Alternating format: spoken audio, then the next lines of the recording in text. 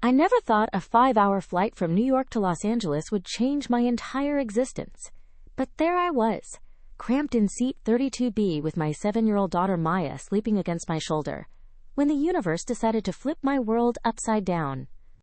The businessman in the expensive suit sitting across the aisle had been watching me for the past hour, and honestly, it was starting to make my skin crawl. I'd been speaking to the flight attendants in Spanish when they couldn't find the right meal for Maya's allergies, then switched to French with the elderly woman next to me who was having trouble with her seatbelt, followed by Italian with the gentleman behind us who needed help with his immigration forms. What I didn't realize was that this seemingly ordinary Tuesday afternoon encounter would become the catalyst for something extraordinary.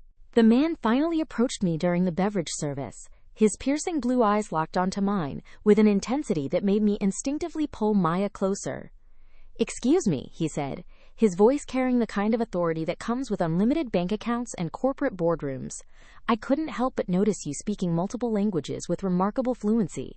I gave him what I hoped was a polite but dismissive smile. "Just trying to help where I can." But he wasn't deterred. "How many languages do you speak?" The question hung in the air between us like a challenge, and something in his tone made me straighten my shoulders. 7, I replied, watching his eyebrows raise slightly. "Spanish, French, Italian, German, Portuguese, Mandarin, and English, obviously." What happened next still gives me chills when I think about it. This man, who I would later learn was tech billionaire Marcus Wellington, owner of Wellington Industries and worth approximately $12 billion, leaned forward and said the words that would alter the trajectory of my entire family's future. "I have a proposition for you." Now, you might think I was naive or desperate for agreeing to hear him out, but when you're a single mother working 3 part-time jobs just to keep your head above water, and some mysterious wealthy stranger offers you what sounds like an opportunity, you listen. Maya stirred in her sleep, and I gently adjusted her position while keeping my eyes fixed on this man who had somehow managed to make the cramped airplane cabin feel even smaller with his presence. "What kind of proposition?" I asked, my voice barely above a whisper. Marcus reached into his jacket pocket and pulled out a business card that looked like it was made from actual gold leaf. "I'm looking for someone with your specific skill set for a very unique position. Someone who can navigate multiple cultures seamlessly, think on their feet, and handle pressure with grace." He paused, studying my face carefully. "Someone exactly like you." The skeptical part of my brain, the part that had been burned by too many false promises and dead-end jobs, immediately started throwing up red flags. Rich men don't just randomly offer life-changing opportunities to struggling single mothers on airplane flights. That kind of thing happens in movies, not in real life. But there was something about his demeanor, something genuine beneath the expensive veneer, that made me want to hear more. "And what exactly would this position entail?" I asked, unconsciously running my fingers through Maya's hair as she slept peacefully against me. Marcus glanced around the cabin, then leaned closer, lowering his voice to ensure our conversation remained private. "I need someone to serve as my cultural liaison and interpreter for a series of high-stakes international business negotiations over the next 6 months. Someone who can not only translate languages, but understand cultural nuances, read between the lines, and help me navigate some very delicate diplomatic situations." The way he described it made it sound almost too good to be true, which, in my experience, usually meant it was. "Why me?" I pressed. "Surely you have access to professional interpreters and cultural consultants through your company." A smile played at the corners of his mouth, the first genuine expression I'd seen from him since he'd started this conversation. "Because professional consultants tell me what they think I want to hear." What I witnessed today was someone who genuinely cares about helping others, who approaches each interaction with authenticity and compassion. Those are qualities you can't teach or hire. Maya shifted again, and I realized we were beginning our descent into Los Angeles. Whatever this conversation was leading to, we were running out of time to have it. "I appreciate the offer, mister." I paused, realizing I didn't even know his name. Wellington. Marcus Wellington. The name hit me like a physical blow. Even someone like me, who barely had time to keep up with current events between work and single parenthood, knew that name. Wellington Industries was one of the largest tech conglomerates in the world, with subsidiaries spanning everything from renewable energy to artificial intelligence research. This wasn't just some wealthy businessman with a strange proposition. This was one of the most powerful people on the planet. Oh, I managed, suddenly feeling very small in my discount store clothing and worn sneakers. I see. But Marcus seemed to mistake my shock for intimidation, because his expression softened considerably. I know this must seem overwhelming, and I'm certainly not expecting an answer right now. But I'd like to offer you the opportunity to consider it seriously. He handed me the golden business card along with what appeared to be a formal job offer printed on heavy cardstock. The position comes with a salary of $400,000 for 6 months of work, full benefits, housing allowances for both you and your daughter, and educational support to ensure she receives the best possible schooling during this transition. I stared at the papers in my hand, the numbers seeming to blur together as my brain struggled to process what I was hearing. $400,000 was more money than I'd made in the past 5 years combined. It was enough to pay off my student loans, get us out of our cramped studio apartment, maybe even start saving for Maya's college fund. There has to be a catch, I said finally, because there always was. What aren't you telling me? Marcus's respect for my directness was evident in his nod of approval. The work will be intense and demanding. You'll be traveling frequently, often to locations that aren't particularly tourist-friendly. Some of the negotiations will be with individuals and organizations that don't necessarily play by conventional rules of diplomacy. He paused, choosing his next words carefully. And there may be situations where your ability to think quickly and adapt could be the difference between success and failure on a scale that affects thousands of jobs and millions of dollars in international commerce. The plane's landing gear engaged with a mechanical thunk that seemed to punctuate the gravity of what he was proposing. Maya began to wake up, stretching and yawning as she oriented herself to our surroundings. "Mommy, are we there yet?" she asked in the sleepy voice that never failed to make my heart melt. "Almost, sweetheart," I replied, then looked back at Marcus. "I need time to think about this. It's not just about me. I have to consider what's best for Maya." "Of course," he said immediately. "Take all the time you need. My contact information is on the card, along with details about the position and what the next steps would look like if you decide to move forward." He stood as the plane taxied toward the gate, then paused. "For what it's worth, I think your daughter would benefit enormously from the educational opportunities this position would provide. Wellington Industries has partnerships with some of the finest schools in the world."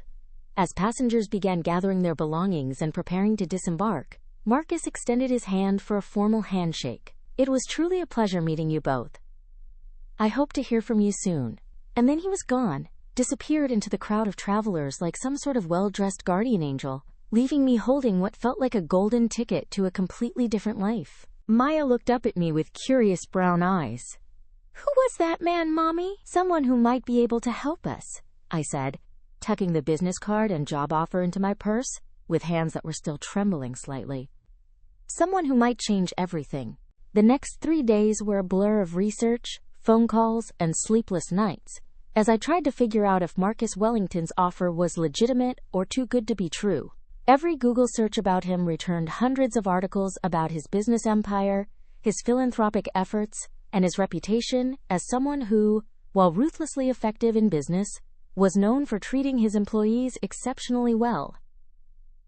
The more I learned about him, the more the opportunity seemed real, and the more terrified I became of making the wrong decision. Maya seemed to sense my internal turmoil, asking questions I couldn't quite answer, and watching me with the kind of intuitive concern that children develop when they've learned to read their parents' moods for signs of impending change.